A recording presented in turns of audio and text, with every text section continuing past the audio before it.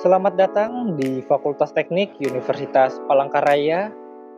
Fakultas ini memiliki 4 jurusan unggulan, yaitu Teknik Informatika, Teknik Sipil, Arsitektur, dan Teknik Pertambangan.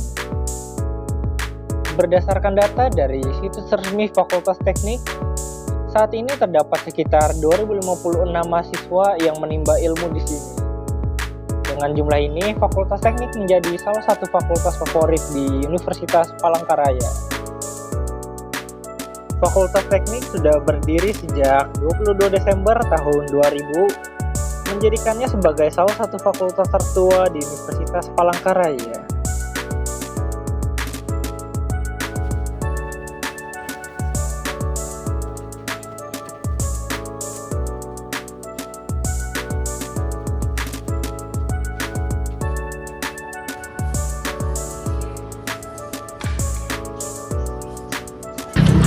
Perkenalkan, nama saya Oktavia Luju dari Teknik Informatika Angkatan 22.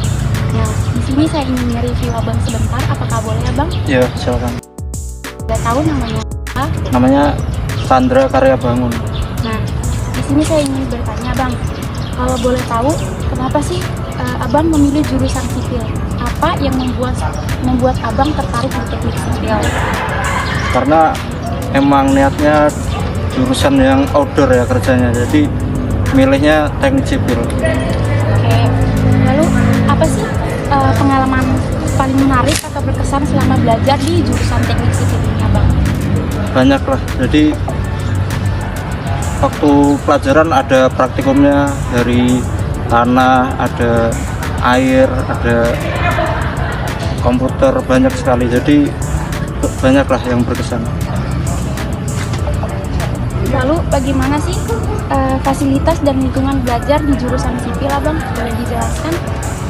Di sini labnya lengkap sih, dari semua bidang keahlian semua mempunyai lab, dari mulai aspal, tanah, air, lab beton, dan lab komputer semuanya ada, dan dosennya juga menjelaskan dengan baik sih untuk praktikum-praktikum.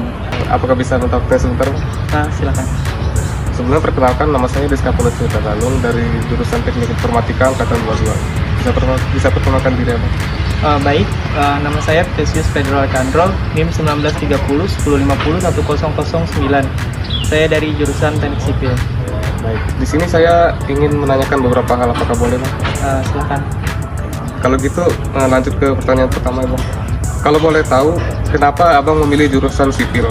Apa sih yang membuat Abang tertarik? Mungkin yang pertama itu karena menurut abang jurusan teknik sipil itu cakupan kerjanya untuk kedepannya itu sangat luas. Lanjut Bang ya. Dari jurusan ini, apa sih prospek karir di bidang sipil setelah lulus?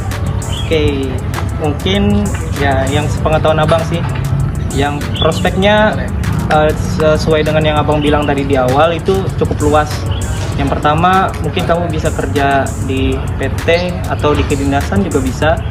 Yang kedua, kamu bisa jadi freelance. Nah, nggak tercakup juga dengan kita kerja dengan secara pegawai gitu. Dan menurut abang, mungkin di luar yang abang bilang tadi juga ada, karena banyak yang kita pelajari di sini teknik sipil. Gak cuman kita belajar teori seperti yang mau bilang tadi, teori, kita juga belajar di lapangan, di mana kita saling menanggapi satu sama lain gitu. Jadi prospek kerjanya mungkin bisa dibilang abang luas. Pertanyaan terakhir Bang ya. Iya. Apa saran Abang untuk calon mahasiswa yang ingin masuk jurusan sipil? Oke, mungkin ini ada 3 saran sih dari abang kalau pengen masuk di jurusan teknik sipil. Yang pertama itu di teknik sipil ini banyak sekali, mungkin yang bagi ada yang kurang untuk perhitungan itu belajar untuk dalam perhitungan. Yang kedua, di teknik sipil ini banyak sekali juga yang seperti abang bilang tadi, penggunaan aplikasi-aplikasi, karena aplikasi-aplikasi di teknik sipil itu cukup beragam, jadi kita tidak paling tidak harus bisa lah sedikit untuk mempelajarinya gitu. Dan yang ketiga, kalau bisa kita harus telaten dan harus tepat waktu lah dalam menyingkapi perkuliahan, karena di teknik sipil ini kalau tidak bergerak sendiri atau kuliah di teknik lah ibaratnya. Kalau tidak bergerak dengan sendirinya mungkin bisa lama lah, tidak seperti orang lain gitu. Mungkin itu aja sih saran bagi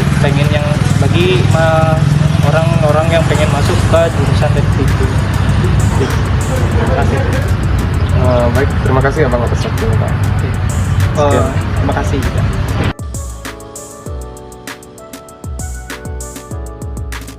Selamat siang Pak, kan dulu saya Ahmad Ramadan merupakan salah satu mahasiswa dari Teknik Informatika angkatan 2022.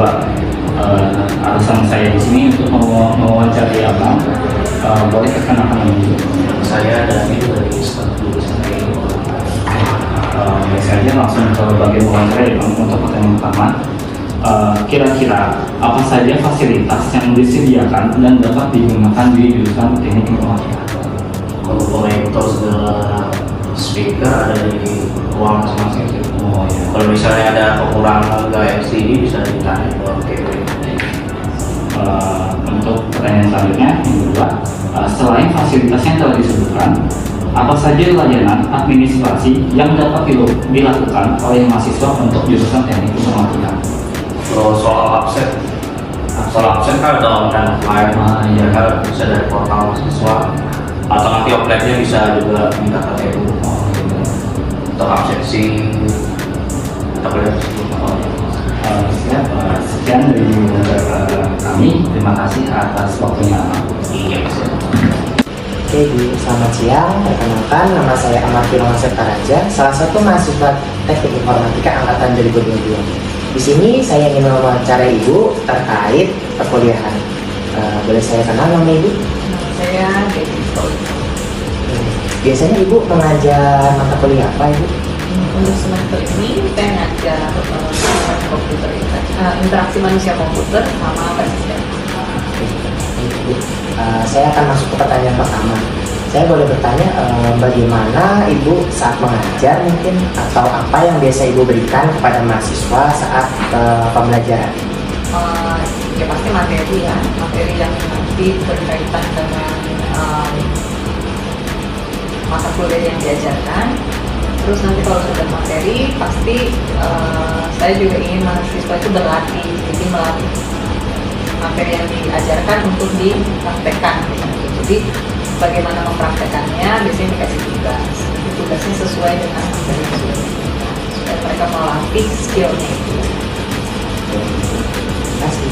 Selanjutnya untuk pertanyaan berikutnya, saya ingin bertanya Ibu, bagaimana prospek karir atau jenjang yang mungkin mereka bisa dapatkan setelah dia menyelesaikan perkuliahan dan materi kuliah yang Ibu ajarkan untuk mahasiswa sendiri? Jadi tadi ada dua mata kuliah ya, dengan basis data. Kalau yang IMK itu mereka bisa menjadi desainer, jadi software designer, merancang user interface-nya dan user experience. Tapi yang IMK ini kan masih dasar ya. Menurut saya nanti kalau mereka ingin mengejar karir di bidang yang saya sebutkan tadi, ada mata kuliah pendukung lainnya yang perlu diambil. Untuk basis data itu bisa jadi database designer, jadi untuk merancang basis data, bisa juga jadi data analis, karena di data analis itu ada juga skill salah satu skill yang diperlukan kan SQL. Di basis data itu kita belajar Oke, terima kasih Ibu atas jawaban yang diberikan dan maaf mengganggu waktu. sama-sama. Baiklah, di sini saya sudah bersama salah satu mahasiswa di jurusan Teknik Informatika. Sebelumnya perkenalkan diri saya Randy Colson dari angkatan 22 di jurusan Teknik Informatika. Bisa perkenalkan diri Anda? Ya, saya perkenalkan, nama saya Wahyu Ramadan Saputra. Saya juga dari Informatika. Angkatan saya dari 2020. Di sini saya mau izin bertanya, apakah bisa? Bisa. Dari jurusan ini apa sih prospek karir di bidang teknik informatika setelah lulus nanti? Lebih ke bidang yang diambil sih, seperti yang sekarang saya lebih dalam ekonomi, jadi mau maunya sih dapat yang selebihnya jalan. Oke, untuk pertanyaan udah cukup banyak. Terima kasih untuk waktunya, Bang.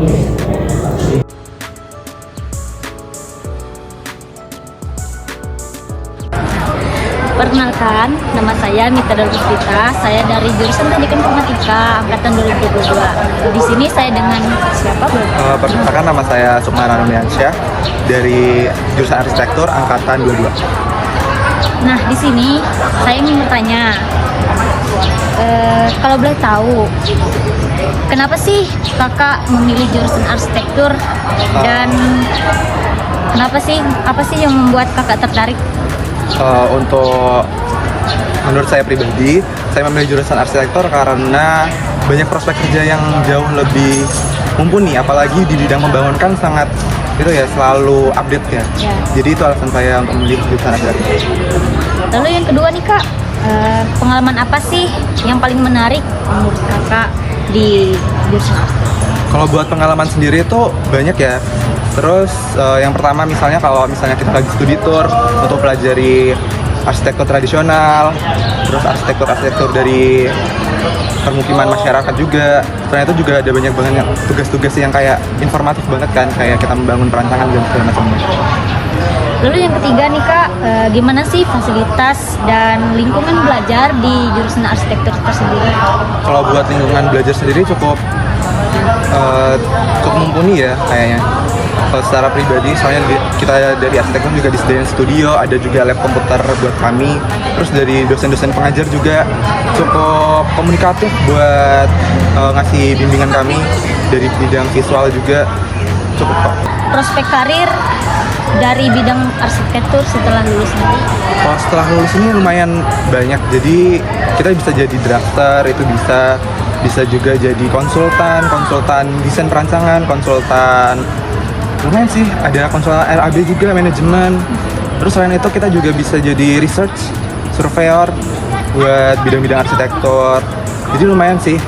Bahkan walaupun kita lulus, kita juga masih bisa buka studio desain walaupun kita belum punya hak buat pembangunan ya. Tapi kita juga udah bisa buat desain. Saya sudah bersama dengan salah satu dosen yang ada di jurusan arsitektur ini. Sebelumnya selamat sore Ibu. Iya, perkenalkan, nama saya Alex dari jurusan Teknik Informatika angkatan 2022. Mungkin bisa Ibu beritahu nama Ibu dan mata kuliah yang Ibu pegang untuk semester ini kira-kira apa saja, Bu?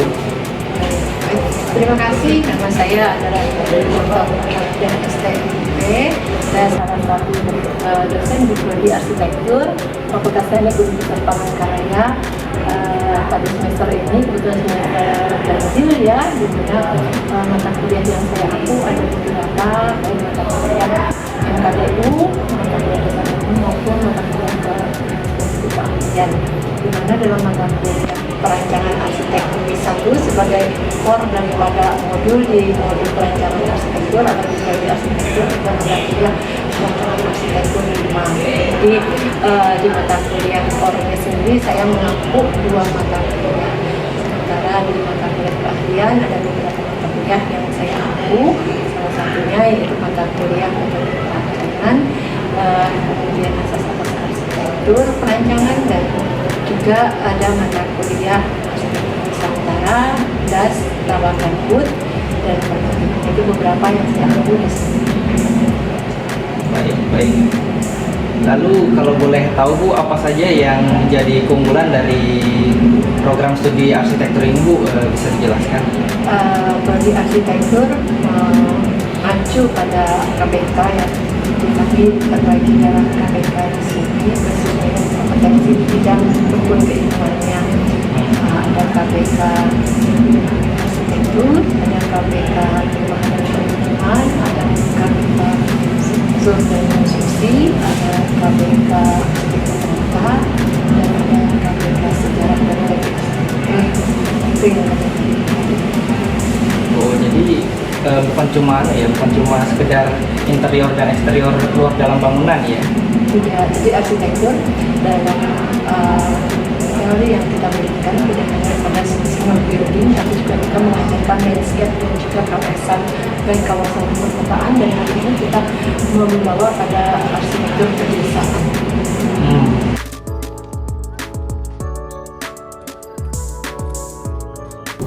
Selamat sore Pak, perkenalkan nama saya Eva Lorentia dari jurusan Teknik Informatika Universitas Palangkaraya Angkatan 2022. Jadi di sini saya mau mewawancari Bapak, tapi sebelumnya Pak saya boleh tahu nama dan peran Bapak di program studi Teknik Pertambangan Universitas Palangkaraya ini. Oke, terima kasih atas kesediaannya untuk mewawancarai saya. Nama saya Novel Yadi. Saya di sini ditugaskan sebagai sekretaris jurusan atau program studi Teknik Pertambangan FP UPN.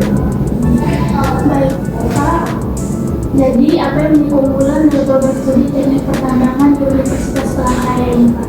Oke, kalau kita bicara keunggulan, pertama kalau dilihat dari posisi kita berada di Kalimantan Tengah, di mana untuk teknik pertambangan sendiri Kalimantan Tengah ini merupakan banyak dikelilingi oleh tambang ya. Jadi keunggulannya bahwa mahasiswa yang lulus dari sini kemungkinan besar akan bekerja di bidang profesi yang sama, yaitu berkaitan dengan pertambangan. Jadi itu salah satu keunggulan kita yang ada di sini.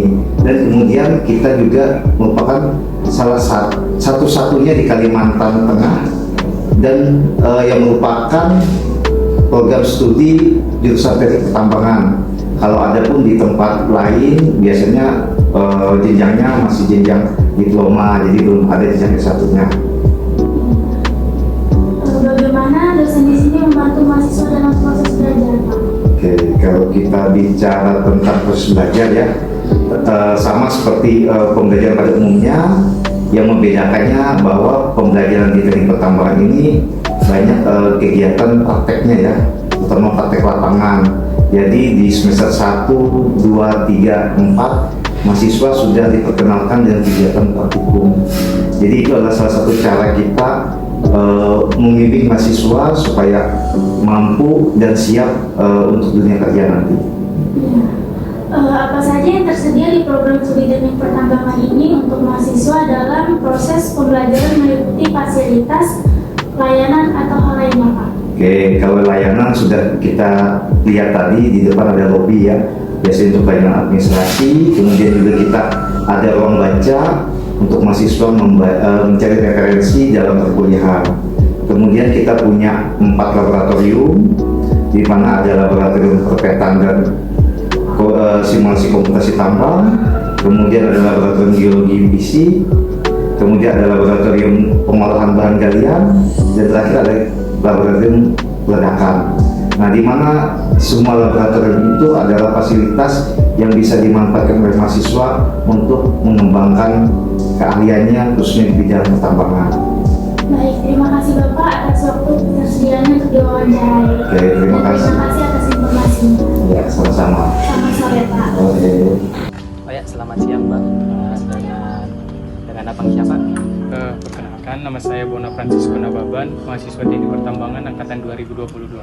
Oh ya, perkenalkan nama saya Arif Setiawan dari mahasiswa Teknik Informatika, saya Angkatan 2022. Nah, kebetulan kan kita sedang ada di Teknik Pertambangan nih kan Bang.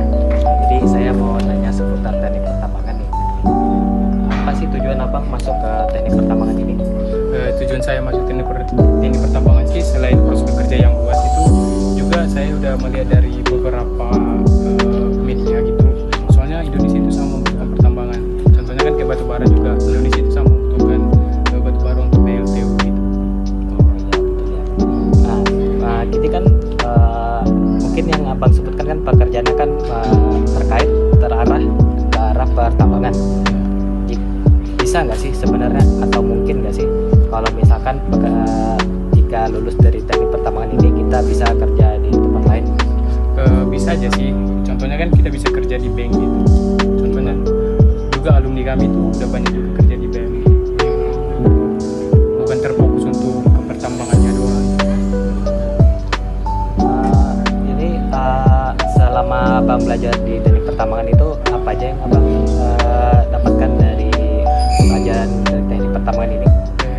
saya dapatkan itu selama belajar di teknik pertama itu sangat banyak sih. Contohnya itu saya udah mengerti tentang mengidentifikasi batuan, geologi strukturnya gimana, terus perpetaan gitu, membuat peta menggunakan alat yang digunakan untuk membuat peta gitu, contohnya diodoli itu. Nah, terus peledakan, untuk melakukan peledakan ini saya sudah mengerti juga apa aja alatnya, apa aja bahannya yang perlu digunakan, terus pengolahannya gitu, fungsi apa yang kita olah itu udah ngerti juga. Di teknik pertambangan ini ada nggak sih fasilitas yang bisa mendukung kita buat belajar, mungkin seperti lab? Kalau misalkan ada, boleh tunjukkan nggak Bang? Ada sih, ada beberapa lab sih di sini. Contohnya ada lab peledakan seperti yang di sana, ada lab peledakan juga, dan ada juga lab geologi. Lab geologi itu di dalam. Mau kita lihat? Boleh Bang? Nah, ya, jadi kita sudah sampai di lab geologi ini ya. Ini ada apa aja sih Bang? Di sini banyak juga sih jenis batuannya. Contohnya sini ada juga batu bara yang contohnya kayak gini juga. Jenis batuan juga ada berbagai di sini. Ada juga batu pasir, flexi. Di sini juga ada tertera sih dibuat namanya biar lebih jelas gitu untuk mahasiswa lebih mengenalnya. Coba di sini bisa kita lihat. Keren ya.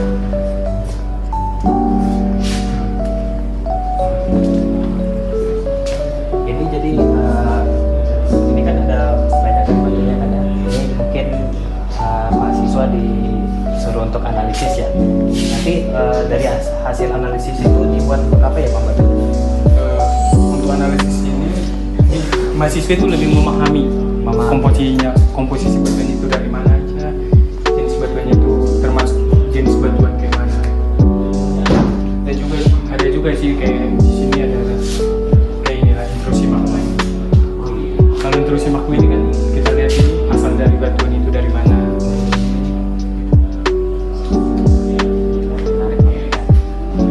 Lengkap juga di sini alat-alatnya. Untuk lab selanjutnya apa ada yang bisa diberikan lagi Bang? Ada juga di sebelah sana ada lab perpetaan dan komputasi sama pengolahan. Itulah sekilas gambaran tentang Fakultas Teknik Universitas Palangkaraya. Dengan jumlah mahasiswa sebanyak 2.056 mahasiswa dan 4 program studi unggulan, yaitu Teknik Sipil, Teknik Informatika, Teknik Pertambangan, dan Arsitektur, siap mencetak para insinyur muda yang tidak hanya kompeten, tapi juga siap menjawab tantangan dunia industri yang semakin kompleks. Terima kasih telah menonton dan salam teknik, siap